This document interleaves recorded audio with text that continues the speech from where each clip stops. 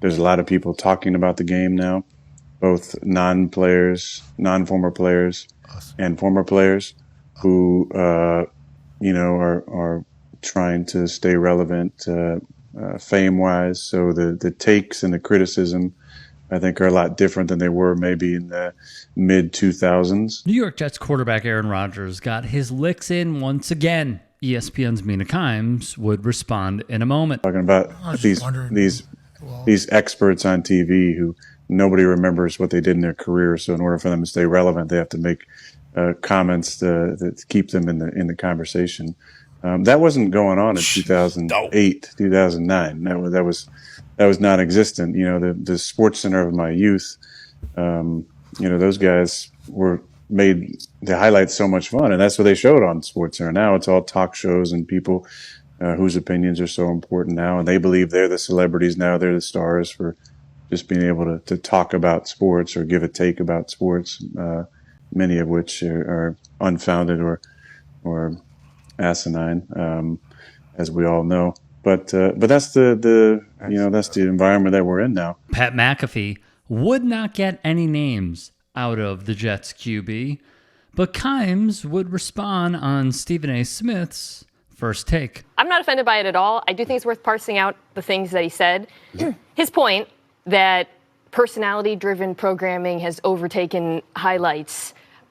He's well within his rights to note that, but others are well within their rights to note that he is espousing that opinion on a personality-driven program that employs him as a personality during the NFL season. That context does matter here. Before we continue, let's just call a spade, all right? This is a spot-on assessment of McAfee, ESPN, and Rodgers.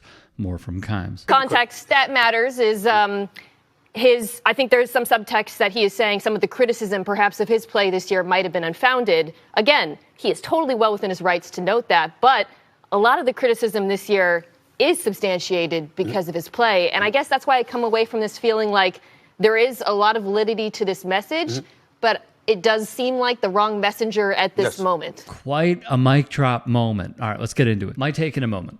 First from AA. Rodgers is right. SportsCenter has evolved from the time he entered the NFL, which was 2008, to today. But so has the way media is consumed. He should know that. With Jared Goff's interceptions tallying win statistic.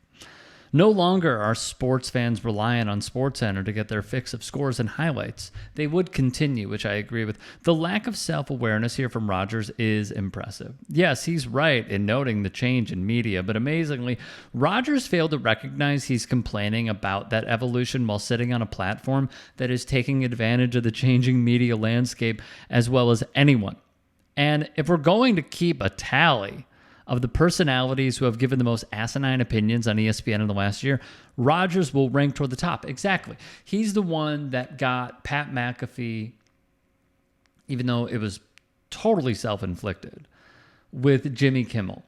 And even if it was a joke, which it really feels like it wasn't, he looks like a sour old man going after Jimmy Kimmel the way that he did. I'm not even defending Kimmel. It just looked bad. It was a bad look. But then also the Goff statistic, which I just mentioned, and then like praising, Dr. Joe Rogan and quoting, it seems like Brett Weinstein. There is nobody giving more false opinions than Aaron Rodgers on a mainstream network. So I agree that the lack of self-awareness here is quite stunning. It really is. Scott Danielson would write in his analysis, the thing I love about Mina Kimes is how measured she is in identifying Rodgers' hypocrisy. I would be too busy yelling about his Netflix show he made instead of attending team activities in an expletive-laden rant. I saw the trailer. I don't care to watch it. And quite honestly, if I'm going to keep it a buck, some of these documentaries are just trash, man. They're just bad. You know what isn't? Out of Bounds, Brett Favre on TNT. But seriously, we're talking about Christian Pulisic having a documentary. I'm not trying to be like the old man, get off my lawn thing, but like documentaries were made after that person's time was done. And I totally understand. They are playing now. You capitalize on the moment. Go for it. Do it. What I'm saying is a lot of these documentaries, especially some of the ones that Netflix is releasing, like the one on my man from Michigan, watered down, dude. Totally watered down. Another great one that was totally watered down was the... Oh, gosh, what was it called? It's on Netflix. It was about Florida, University of Florida, Aaron Hernandez, Urban Meyer, Tim Tebow. Man, did they miss a lot. And for us, not just media people, but sports fans alike who watched all of this happen in real time and then saw the events unfold over time, we can see where there were glaring holes. So like Rodgers putting this out on Netflix, I got to be honest, man, and this is just me. I only speak for myself as a sole entity. I don't care. I really, really, really, really, really don't care. I just don't. Do you? Let me know. And also, do you think there are too many sports documentaries that are put forth in bad faith to make the main subject look great? Because I actually do think that's a huge problem. And I am someone who loves documentaries. My favorite, by the way, and I have a few, but my favorite, because I had no idea what was going to happen. I went into it like Lazy Saturday many, many years ago. Sorry, my throat. Lazy Saturday many, many years ago. My wife and I just sat down to watch it. Then girlfriend, now wife. And we were blown away. And the documentary was called Icarus. 10 out of 10. 10 out of 10. Don't read anything about it. Don't look into it. Just sit down and watch it. Get your popcorn, sit down and watch it. Put the phone away. You will be blown away. Another user chimed in. Mina Kimes is one of the most well-spoken and knowledgeable individuals, period. The fact she chooses to put her efforts into sports is a privilege for all who watch and learn from her. Rodgers should just climb back into his dark hole of conspiracy, which is a nod to his darkness retreat, even though on the Bill Simmons podcast, this is about a year ago, I want to say, if that, Mina Kimes, someone else, and Simmons basically said they heard rumblings that he only lasted 2 days.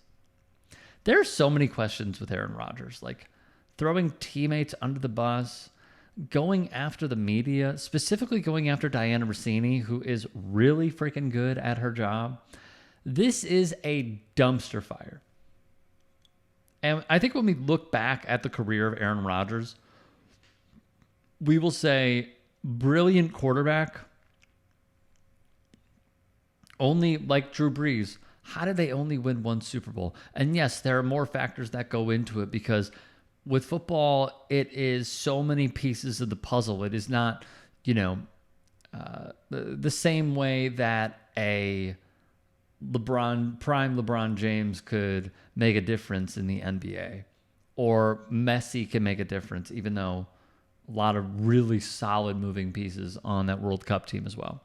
When I look at this, I will think about Rodgers winning the Super Bowl and then winning a few MVPs, but being a disappointment. I think over time he has soured. And in addition, the New York Packers roster that he has essentially assembled, even though he claims he has no say whatsoever, has been a farce. And I feel for Jets fans. I feel for Fireman Ed. I feel for all of them. Because y'all really thought you won the lottery when really you put forth the wrong numbers. And in this case, it has led to an embarrassment. I'm one to talk, of course, being a supporter of the Bears. But I also went into this season with realistic expectations. You could ask anyone in my family, any of my friends. I said 6 or 7 wins was the limit because I didn't think that they were that good. The Jets, meanwhile, with Mike Greenberg leading the cause on the biggest sports network in modern-day television, that's all we hear about. And it has been a catastrophic failure. If you can and are willing, please become a paid member here at TYT Sports. And or go to tyt.com/join. In addition, you can follow me on Twitter, Instagram, and TikTok. Appreciate it. Have a great day.